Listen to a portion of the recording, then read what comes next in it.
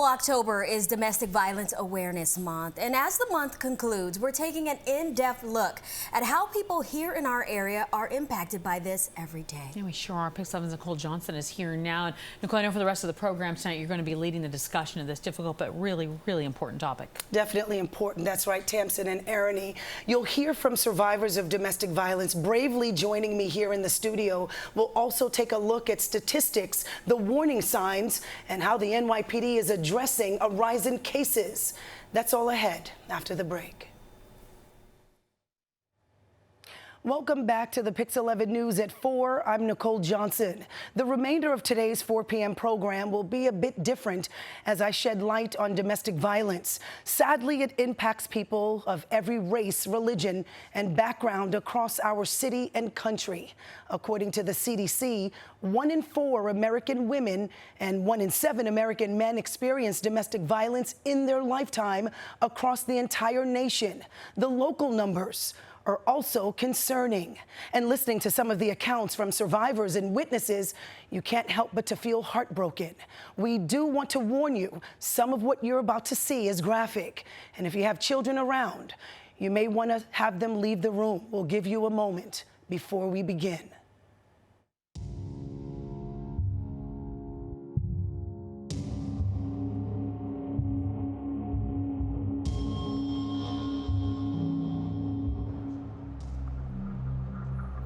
Domestic violence knows no borders. By the time you are done watching this, another person will become a victim. He hit me right above my heart.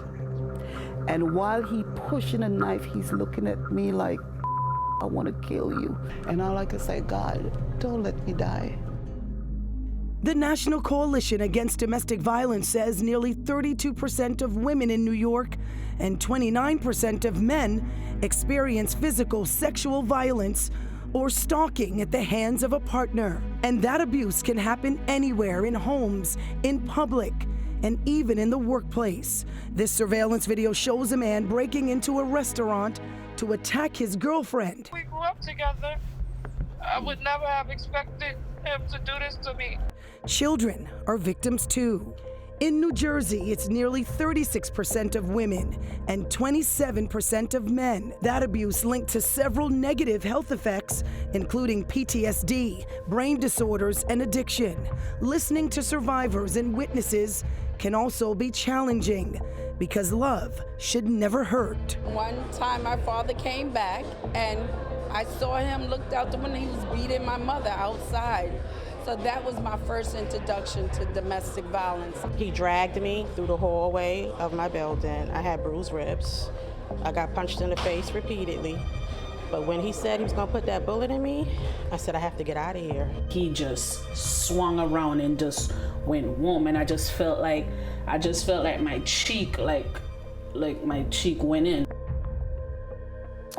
That last woman you heard from is Maritza Marquez. I first spoke with her about 2 years ago about the brutal abuse she suffered at the hands of her ex-boyfriend. While she survived, many others in her situation unfortunately did not. Maritza is here with me now, along with fellow survivor Amber Lay. Maritza, thank you so much. Amber, thank you for being here with us. First, let's start with you. How are you doing? I'm doing well. I'm taking it one step at a time, and I think that's the best way I could, move forward. Just daily trying to move forward one step at a time. When we last spoke, you were in a very dark place. Where is your abuser, your ex-boyfriend? Where is he now? He's currently incarcerated, doing 5 years. How does that make you feel? Do you feel safe? Do you feel better? It's still the same fear out there because I'm still living where I am. And after reaching out to numerous places for assistance, the first thing I'm told that I have to go back into the shelter system to find additional placing. How do you feel about that? That really drains because I don't want to have to leave my home to go into a shelter as opposed to finding another location. You know, it's so hard already with the shelter system being overpopulated, and then having to regress to shelter. I don't want to have to do that. That's just adding extra trauma on top of what I've already gone through and currently going through on a day-to-day basis. Talk about some of that trauma that you experienced. Well,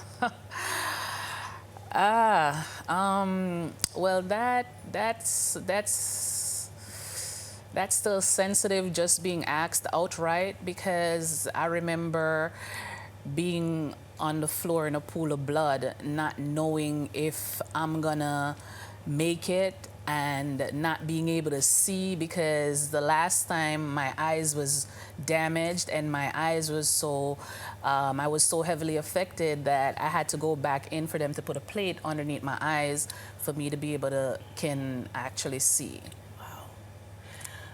So sorry. Thank you.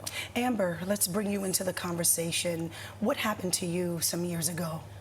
So I was dating somebody in Jersey, and we were sitting in the car, and he was going through my phone. You know, when I'm in a relationship, I'm not hiding my phone. It is what it is. You can go through it. And he saw a message from someone that was a magazine editor that he wanted me to write for. And he was pretty much inquiring. Mind you, the editor was married, so he's just like, hey, you know, I'm just following up. This is my email. Just send me some writing samples, and we'll get you started. And that triggered him to the point where he took my head and he bashed my head into the dashboard of the car. He threw sweet tea on me. He spit on me. My head was like a basketball to him, and he just kept going at me. And I tried to get out the car, and he kind of locked the doors to the point where I couldn't, and he just kept hitting me. And then I unlocked it, ran to the driver's side because he had gotten out the car at that point, ran to the driver's side and just kind of like sped off. Of course, you know, I came back around after a day or two, and it was just a lot. Like throughout that whole entire experience, like he had broken my ribs at one point, both sides of my ribs in 3 different places. He locked me in a closet at one point. Like he poured like spaghetti on me, you know, like it was a lot. How were you able to get away? So my getaway story goes something like this. I think financial abuse is something that we don't talk about enough when it comes to these situations. So what he was doing was he was taking the money that I was making and pretty much taking control of it. And at the time, he was working at Dunkin' Donuts. We had one car was in my name. 2 sets of keys. I had one key, he had the other. So of course, he's taking the car to work. And one day I just sat there and I'm just like, what am I doing? Like, why am I here? Why am I in this apartment? Why am I being so submissive to this man who clearly doesn't care about me and who keeps hurting me? And at the time, there was also a gun in the house. And I just said, you know what?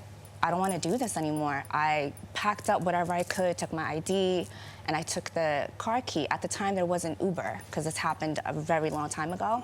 So I called a taxi. Called a taxi to his job, and I told the taxi driver, I said, do not pull up to the driveway. Pull up to the white car. So the drive-thru is right there. It's right across from the car.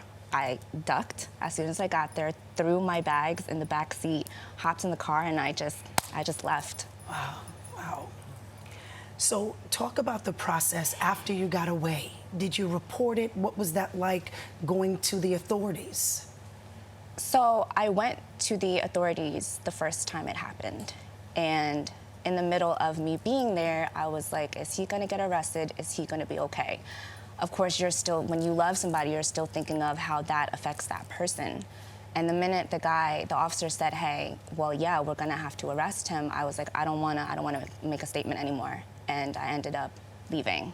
Now, when I left for good, it was more along the lines of just having to get my life together and being able to sit with myself. Like, why did I let myself deal with this for as long as I did? Because I dealt with it for about a year, and I just had to heal. And it's ugly, but the end is beautiful. Well, We'll talk about some of that healing. We'll go deeper into this conversation. Both of you ladies, thank you so much for being courageous and sharing your story with us. We'll be right back with more on how you can get help. We will be joined by Bronx Borough President Vanessa Gibson. She's here. She'll join the conversation about domestic violence in the Bronx and what's being done there to help victims and survivors.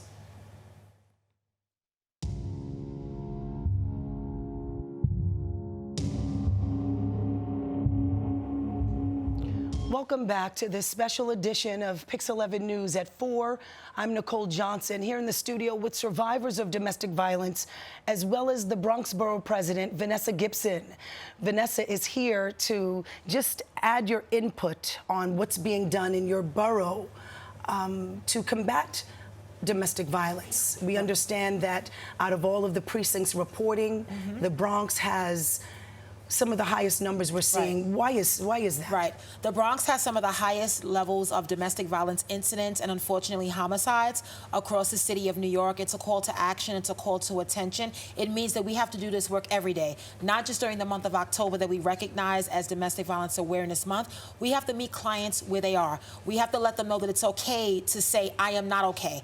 I am in need of help. I'm in need of services. Many clients that don't speak English, they have different backgrounds. They come to us at their lowest point, and we have to uplift them with services and resources and programs and remind them that there are multiple parts of domestic violence, not just physical, financial, emotional, economic, and there's so many layers to this work. But every day we are working with our credible messengers and trusted partners on the ground, Governor Hochul, Mayor Adams, the Mayor's Office to End Domestic and Gender-Based Violence, and we were very proud to launch an entire month campaign for October around amplifying the voices of DV clients and their families. Yeah, we were just talking with Amber and Maritza, and everyone here, we all agree that domestic violence is not just physical. That's right. What are some of the warning signs people should look out for? So we had a DV intervention and bystander training facilitated by the Mayor's Office with NILAG and many others. And we are trying to help clients understand some of the warning signs that domestic violence is about control. It's about power over one person. During the pandemic, we knew many clients were living with their abusers because they did not want to go into the shelter system. We have to make it easier to come forward. We have to make sure that we reduce the trauma that clients are going through. We have to reduce the repetitiveness of paperwork and the bureaucratic red tape that always exists. When we're asking clients to step forward, we have to make it easier for them, understanding that there could be warning signs, but in some cases there are not always warning signs. And we know that many people have witnessed violence in their homes, and they ultimately grow older and become either the victim or the abuser. So we look at this from both sides, realizing that DV, gender-based violence, intimate partner abuse, affects both men and women. And children. And children as well. Talk to us about some of the initiatives. We understand there's a domestic violence awareness. There's a walk, a 5K walk we covered. Yes. There's also a Diva Spa. Yes. What's that about? So we have a domestic violence advisory council of over 50 CBOs and credible messengers that work with us every day in our borough. And we meet quarterly and talk about strategies. We talk about programs. We had our annual 5K walk, run, roll, bounce with District Attorney Darcel Clark. And we heard powerful stories from survivors. And we walked in unison, standing with them in solidarity, letting them know that you can be a victim in one circumstance, but you can be a victor of your circumstance. And there is life after. There is a pathway to healing and recovery, not just for you, but for your children. You have to be strong, and it's okay to come forward. We had a Diva Spa in which it was a day of pampering. We had free manicures, facials. We had free hairstyles, haircuts for almost 300 DV survivors in our borough. And every year we're going to do that because we want our clients to be the queens that they are and feel beautiful every single day. Well, we have two wonderful women here with us, survivors, and I want to just add them to the conversation again. Maritza, what do you think lawmakers, law enforcement can do to help survivors? You heard the BP say, come forward to make them more comfortable. I feel I'm going to put it on me before I reach out. One of the things that would make me feel comfortable is that my living space. You know, when they know where you live at, relocation is sometimes the hardest, and I don't like the fact that it's always sent back to shelters, like go to a shelter, and once I feel like they can find somewhere for you to feel safe, I think that get housing somewhere else, I think that's one of my big areas, like not being able to feel safe in the area that I live at, because they know where I live at, but I can't go anywhere else because to pick up and go somewhere else costs so much money, to go rent somewhere else, and then I don't want to have to go into the shelter system to find. So housing would be one of my main thing, and that's where I would like to see more light shed on. Okay. Amber, you have a healing circle. Yes, what do you think can be done to help women, men, and children go seek help?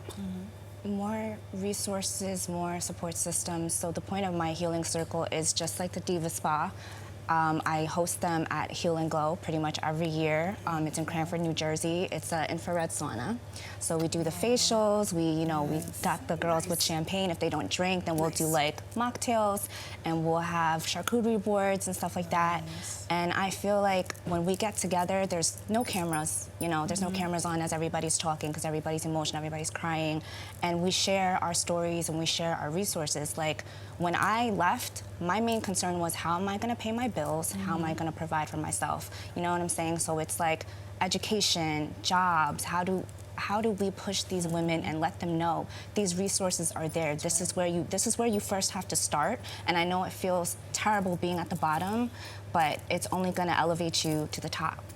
Thank you so much. Thank you, ladies, for sharing your stories.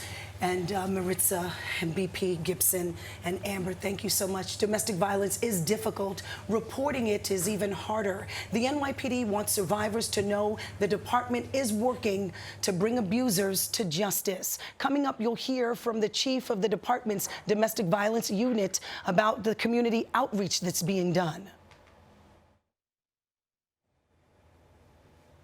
Right now, the NYPD is working to combat a disturbing trend, an increase in reports of domestic violence incidents.